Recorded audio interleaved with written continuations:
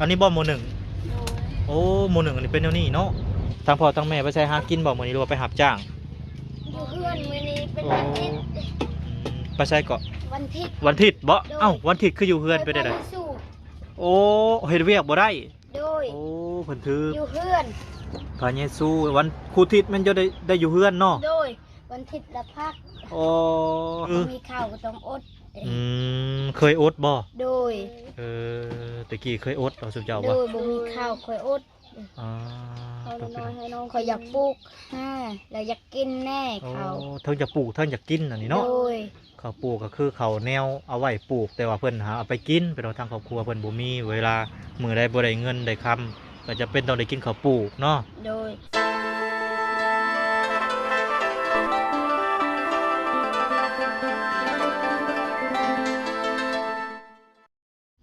น้องพี่น้องมาพบมาพ่อในการส่งแรงๆตาเวนแดงพี่น้องเนาะหลังจากเขาไปหาทางพอตูอาเดียหรือว่าพอตู7 ปีพี่น้องเนาะก็เพิ่นกำลังดำเนินการน้องพี่น้องเนาะเกียมสิขึ้นเฮือนใหม่ว่าสัญชาพี่น้องเนาะสวัสดีเด้อพี่น้องเนาะบ่ว่าจะอยู่ไกลหรืออยู่ไกลบ่ว่าจะเป็นพี่น้องฝั่งลาวฝั่งไทยบ่ว่าจะเป็นพี่น้องทั้งต่างประเทศก็ยินดีต้อนรับเข้าสู่ช่องบ่าวน้อยเชียงรายคือเก่าคือเดิมพี่น้องเนาะนี่แหละพี่น้องก็เข้ามาหาทางน้องทายน้องไม้เพิ่นน้องพี่น้องส่งแรงๆเข้ามาเบิ่งเพิ่นใช้ชีวิตประจำวันพี่น้องเนาะมื้อนี้ก็โอ้เป็นครั้งแรกน้องพี่น้องที่บ่าวน้อยเข้ามาหาเพิ่นเฮ็ดเวียกน้องพี่น้องเนาะสวัสดีน้องทายสวัสดีโอ้กำลังคนพื้นไปเฮ็ดหยังนี่ลูกนึ่งข้าวบ่โอ้ไปเบิ่งนึ่งข้าวก่อนพี่น้องเนาะว่าแต่เข้ามายังบ่เห็นเพิ่นนึ่งข้าวนึ่งน้ำพี่น้องเนาะโอ้ขมุกขมุมทางน้องไม้เพิ่นสวัสดีน้องไม้สวัสดีโอ้ยป้าอันนี้บ่หมู่หนึ่งโอ้หมู่หนึ่งอันนี้เป็นแนวนี้เนาะเอ้าไม่ยังอันนี้คือยังอันนี้มันคือยังเล็กอันเนี้ยใส่น้ำโอ้บ่เขาบ่ใช้น้ำเข้าโอ้เดี๋ยวสิไปข้างหมู่หนึ่งเป็นแนวนี้โมเมนต์เนาะบ่เพิ่นใช้น้ำพี่หมู่หนึ่งอยู่พี่น้องทางน้องทายเพิ่นกำลังจุดไฟอยู่พี่น้องเนาะทางพ่อทางแม่ไปใช้หากินบ่มื้อนี้หรือว่าไปหับจ้างอยู่เพื่อนมื้อนี้เป็นวันอาทิตย์ไปใช้เกาะวันอาทิตย์บ่เอ้าวันอาทิตย์คืออยู่เฮือนไปได้ไดโอ้เฮ็ดเวียกบ่ได้โดยโอ้เพิ่นถืออยู่เพื่อนพระเยซูวันครูทิศมันจะได้อยู่เฮือนเนาะโดยวันอาทิตย์ละพักโอ้อันว่าเฮาก็สิฮู้เพิ่นเข้า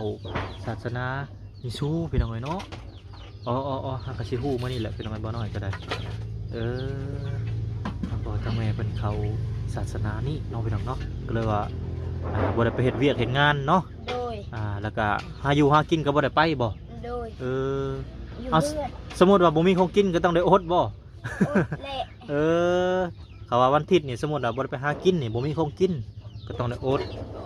โอ้นั่นเนาะสมมุติว่าบ่มีไปบ่ได้ได้กินข้าวกับผักกับแจ่วนั่นแหละเป็นจังไดเนาะสมมุติบ่มีผักก็กินแจ่ว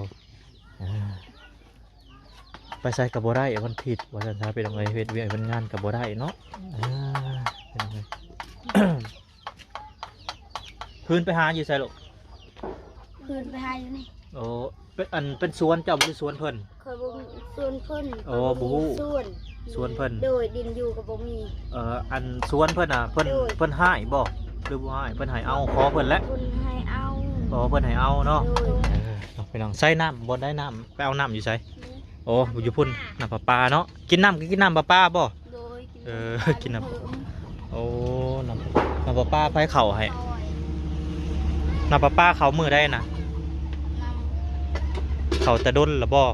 ไผเขาให้ลุงปลาบาลุงเฮิมโอ้ลุงเฮิมเขาให้เนาะผูกเป็นยังไงประตู7 ปีพร้อมกับประตู7 ปีตะกี้ฮะตอนบ่มีน้ำไปเอาในใช่ซะ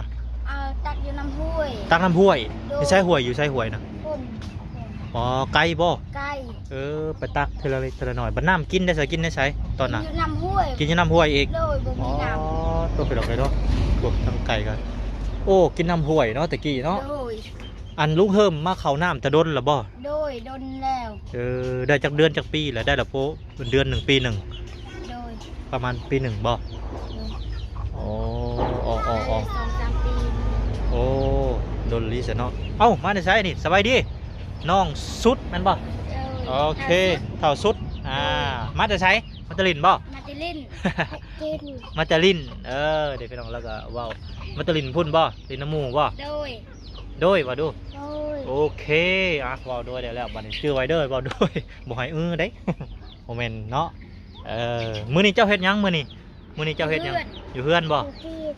บ่ได้เฮ็ดเวียกมื้อนี้เนาะแต่ละมื้อน่ะไปหาหน่อไม้พี่น้องเอ้ยเพิ่นไปหาหน่อไม้กับแม่ ไปเอาพื้น ไปเอาพื้นโอ้เพิ่นแบกมื้อน่ะใส่หลังหนักอยู่บ่หนักแล้วเนาะพื้นช่างเว้าช่างทาม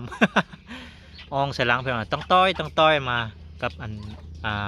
เอื้อยเพิ่นบ่คนน่ะนะแม่ยิงนะ กับแม่มันพาพื้น อ๋อใช่เอื้อยจะไปใส่ละคนหน่อยนะน้องแสกบ่ โดย น้องแสกเพิ่นไปใส่เพิ่นไปลินบ่กะยามั้ยกะยาเพิ่น ลินอยู่กับแม่ ไปลินน้ำแม่กะยาเพิ่นทำภารกิจต่อ1 ข้าว 1 น้ำผู้เป็ดไก่กับเกลือแล้วบ่เป็ดไก่นี่ฮะเกลือแล้วบ่ฮะหู้ว่ะกิ๊บ แล้ว กินแล้วเนาะ โดย เอายังเกลือมัน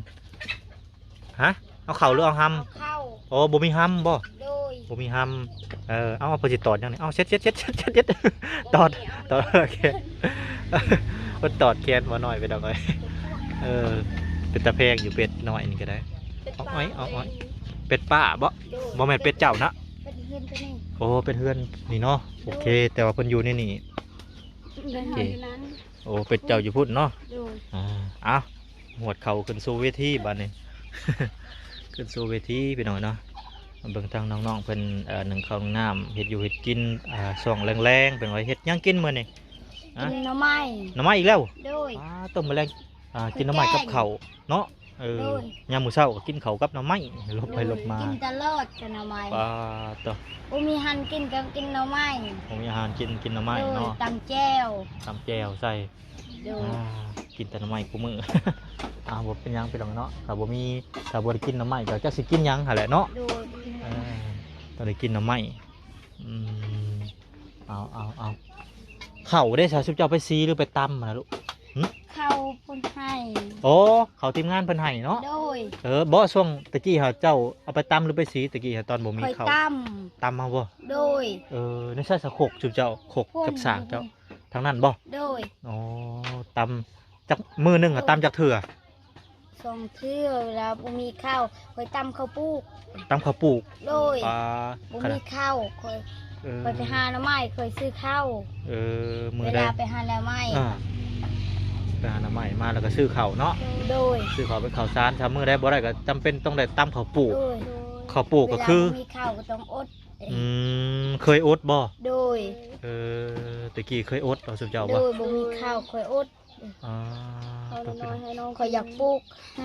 แล้วอยากกินแน่ โอ้ เขา เทิงจะปลูกเทิงจะกินอันนี้เนาะ โดย ข้าวปลูกก็คือข้าวแนวเอาไว้ปลูกแต่ว่าเพิ่นหาเอาไปกินเป็นเอาทางครอบครัวเพิ่นบ่มีเวลามือได้บ่ได้เงินได้คำก็จะเป็นต้องได้กินข้าวปลูกเนาะ โดย ถ้าเบิดข้าวปลูก ไป ก็ หา เรีย หน่อบ ร้อ ไม้ ย ขายเงินซื้อข้าว แม่นโอ้มื้อนี้กินน้ำไม้มื้อนี้พี่น้องเอ้ย ไปได้ล้างถ้วยล้างบวงแล้วล่ะบ่ แล้ว โอ้หม้อเฮ็ดยังซะหม้อยังตำ หน่ ยั อง ซะ ไม้ น้ำไม้นั่นน่ะ โดย เดี๋ยวเอ้าแกงบ่นี่ โดย โอ้ หน่อไม้แกง ใส่หยังแหน่แกงนี่มียานางอยู่บ่ มี โอ้มีอยู่ใส่เฮ็ดพร้อมเฮ็ดหยัง ฮะ เฮ็ดชื่อ เฮ็ดชื่อ โดย10,000 โอ้สื่อ10,000เฮ็ดหยังน่ะ เฮ็ด โอ้โห บ่ฮู้เฮ็ด โดย เอ้าคือกะกินซะ ว้าว ค้าขาย บ่แม่นเฮ็ดโปเฮ็ดละโงกบ่ โดย ราคา10,000 โดย จะจุเจ้าไปหาบ่ได้บ่มันบ่มีบ่ โดยแถวบ้านนี่มันบ่มี อ๋อซื้อเฮ็ดเขตอื่นเนาะ โดย เขตทางอันบ้านได้เพิ่นมาขายฮะฮู้อยู่บ่บ่ฮู้บ่โอเคบ่ฮู้บ่เป็นหยังเนาะนี่แหละพี่น้องเครื่องมือทำมาหากินเราไปสอนมื้อนั้นได้ปลา โดย สวิงทางตู้เพิ่นสารโอ้พี่น้องแล้วก็เก่งเลยพี่น้องสาร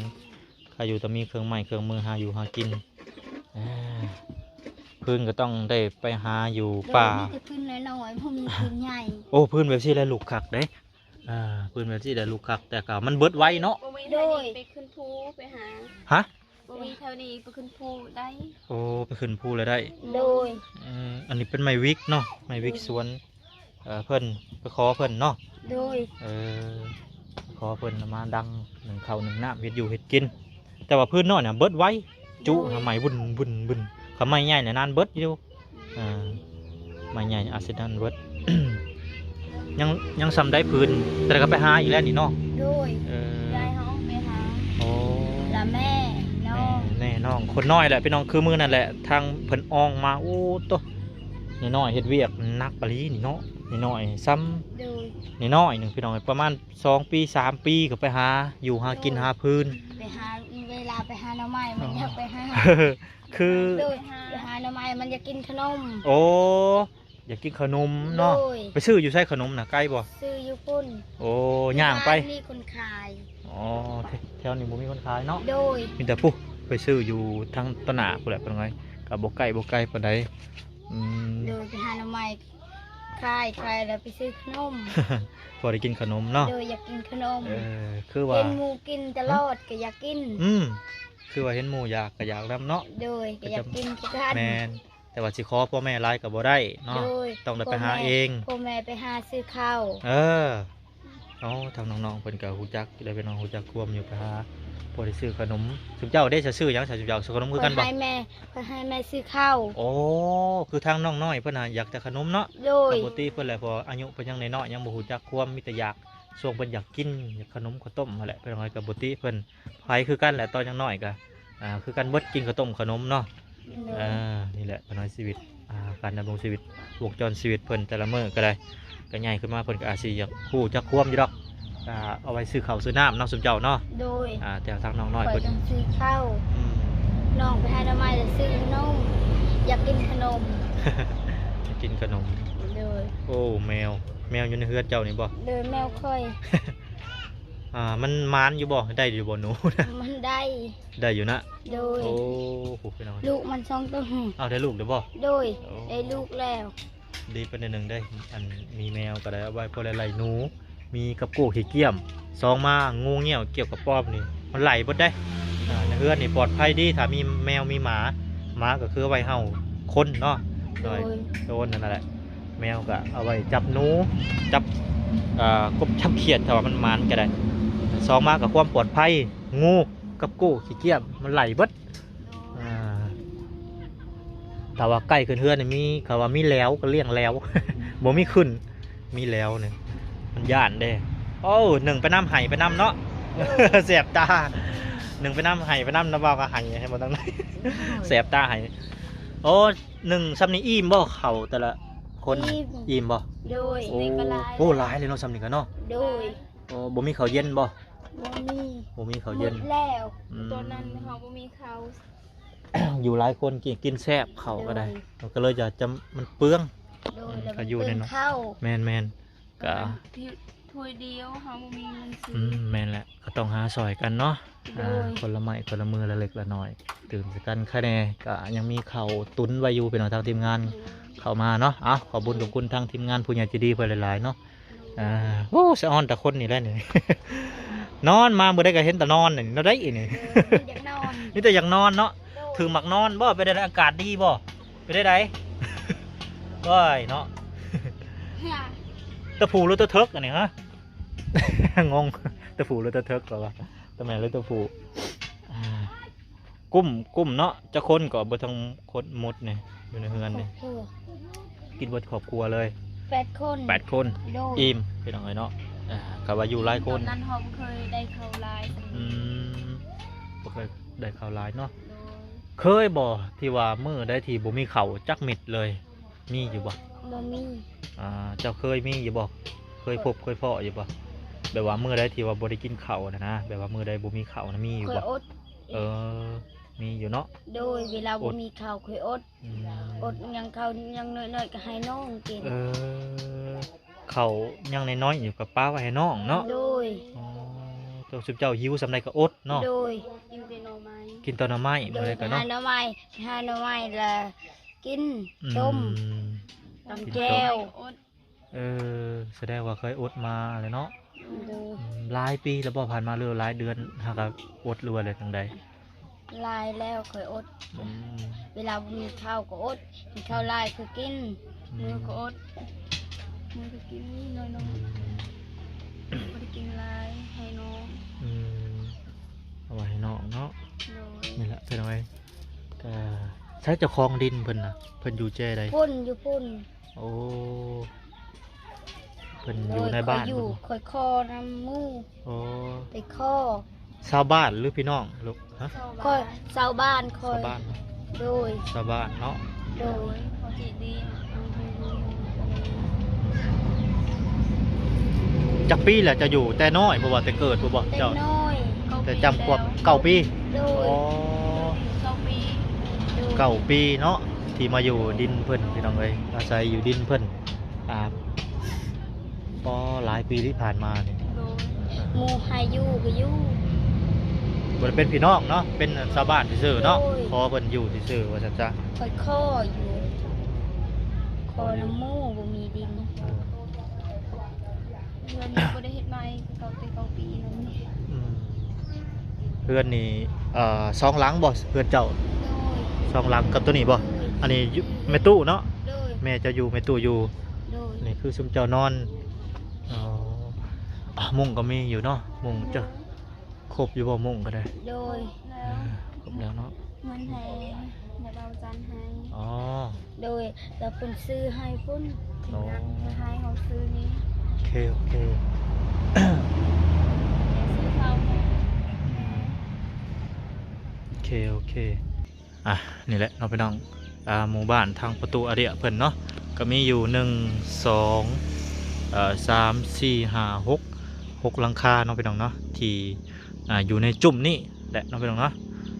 บ่อนที่ประตูเพิ่นอยู่กูเพื่อนประตูเพิ่นก็อยู่พุ่นแหละพี่น้องเนาะท่านนี้ก็เป็นพี่น้องทางน้องทายน้องไม้เพิ่นบอกกระบูกันเนาะพี่น้องเพื่อนญาติพี่น้องเพิ่นแถวนี้แหละพี่น้องเนาะก็อยู่จุ่มกันอยู่นี่แหละเนาะเพิ่นถือศาสนายิชูว่าเพิ่นว่าเมื่อกี้นี้เนาะออกไปวันอาทิตย์บ่ได้พี่น้องเนาะไปเฮ็ดเวียกเหตุการณ์เฮ็ดงานขายเครื่องขายของก็บ่ได้เนาะหรือว่าจังใดนี่แหละพี่น้องเอ้ย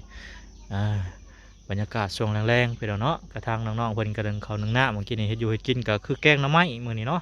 คือสิบ่ได้กินหยังแหละมื้อนี้คือได้แกงหน่อไม้บ่ได้ไปหาปูหาปลาเนาะมื้อนี้พักผ่อนกันเบิดทุกคนเลยพี่น้องเนาะนี่แหละพี่น้องเนาะโอ้ทางน้องน้อยเพิ่นก็ได้ตัวคือดินเพิ่นอยู่นี่เนาะพี่น้องดินชาวบ้านเพิ่นเนาะพี่น้องอาศัยอยู่น้ำดินเพิ่นเครื่องปลูกของฝังเนาะพี่น้องกับบ่ฮู้ว่าเพิ่นของเพิ่นเองบ่หรือว่าของทางชาวบ้านเพิ่นเนาะเอาไว้อยู่นี่แหละไว้อยู่ไว้กินเนาะต้นกล้วยนี่คือสิเป็นต้นกล้วยทางทางครอบครัวน้องไม้เพิ่นนี่แหละเนาะปลูกไว้พอได้อยู่ได้กินได้ขายนี่แหละพี่น้องเนาะนี่แหละอยู่ก็ต้องอยู่แบบมีเครื่องปลูกเนาะพี่น้องพอได้ขายไปหาปูหาปลาปลูกนั่นปลูกนี่แถวเฮือนแถวซองมีแนวขายน้ำเนาะพี่น้องถ้าว่าเขาจะอยู่ละลากะเป็นไปบ่ได้เนาะพี่น้องเนาะเขาก็ต้องดิ้นรนน้ำแน่พี่น้องเลยเนาะบ่ว่าไผคือกันแหละพี่น้องเนาะต้องยืนด้วยลำแข้งลำขาน้ำเนาะพี่น้องเนาะถ้าว่าเพิ่นมีแนวปลูกแนวพังกับขายน้ำว่าจังซั่นเนาะนี่เด้พี่น้องเอ้ยโครงสีเพิ่นเนาะโขกดินโขกตามเข่าเขาแหละพี่น้องเนาะโอ้บอลนี่แหละโครงสีรวมพี่น้องเนาะนี่บอลเพิ่นตามเขาตามน้ำแต่ละมือละวันพี่น้องเอ้ยแล้วก็มีเป็ดมีไก่เนาะพี่น้องเนาะเลี้ยงอยู่นั่นนี่แหละพี่น้องเนาะมีหมากไม้หมากมิพวกพี่น้องเนาะแต่ก็ยังเพิ่นขาดแนวหนึ่งเนาะพี่น้องขาดดินดอนเนาะพี่น้องดินดอนเฮือนซานก็ถือว่าก็คือภาพที่เห็นพี่น้องได้เห็นนี่แหละเนาะพี่น้องเฮือนซานก็ได้ถ้าว่าฝนตกเรื่อยๆแดดเรื่อยๆมันก็ดิกกระดอกน้ำเปื่อยไปน้ำเนาะนี่เด็พี่น้องเนาะเฮือนซานบ้านซองทางญาติพี่น้องเพิ่น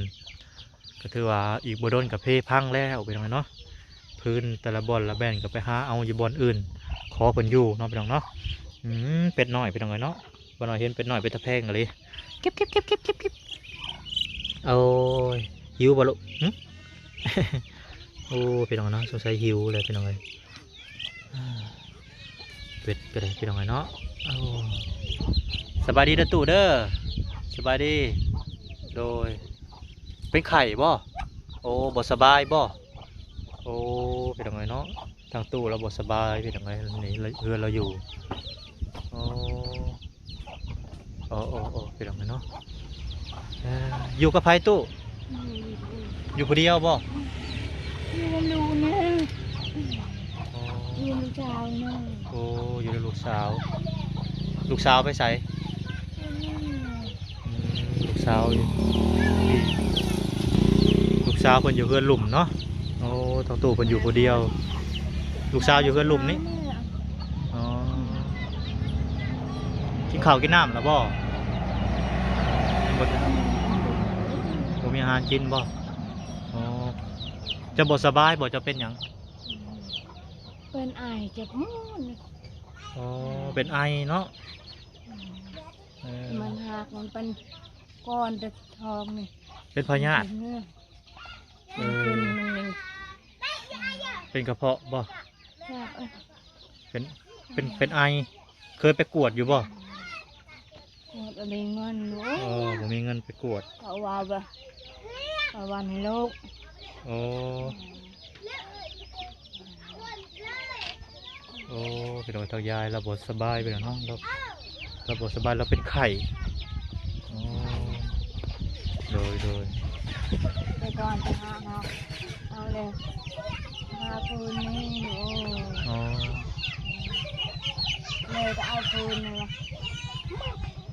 โนดกับปืนนึง เออ จนหมดตา เออเป็นทางยายเราก็ ตา ส ก็เล บาย ยนี่เลยนี่ชายเช้า อืม เดี๋ยวนั่งเช้าเว้ย อืม ลานร้าย7 คนหลานคือพวกเขาไปหักมาแค้น อืม พอลูกหลานลูกเช้าเอา อืม เจอลูก ลูกสาวบ่อยู่รุมนะ โดย อ๋อลูกสาวได้ลูกได้ผัวแล้วเนาะเป็นมีครอบครัวเพิ่นแล้ว แม่อยู่ผู้เดียวเนาะอยู่ผู้เดียวเจ้าเนาะ มีน้ำลูกนี่ บ่เจ้านอนนี่นอนผู้เดียวเนาะ นอนคนเดียวเลยดู อ๋อนอนผู้เดียวแต่ว่าอยู่น้ำลูกอยู่พี่น้องเนาะโดย พี่น้องนะกะมาฮอดนี่ช่วงถ่ายคลิปแล้วพี่น้องเนาะทางบ่น้อยก็สิได้ขอตัวลำลาพ่อแม่พี่น้องกันไปก่อนบัดนี้เนาะไปพบไปพอกันมื้ออื่นพุ่นแหละพี่น้องเขามาหาทางประตูเพิ่นก็คือขึ้นเพื่อนกับมือฮื้อเนาะมื้ออื่นนี่อาจสิทาสีแล้วพี่น้องเนาะโดยจะได้ก็ขอขอบคุณทาง FC ผู้ใหญ่ใจดีหลายๆเนาะที่เข้ามาเป็นกำลังใจให้ทางครอบครัวประตูอาเดียหรือว่าประตู7 ปีเพิ่นพี่น้องเนาะโดยป้าสาวพี่น้องพบพ่อกันอีพีหน้าสำหรับอีพีนี้ขอกล่าวคำว่าสบายดีพี่น้องสบายดี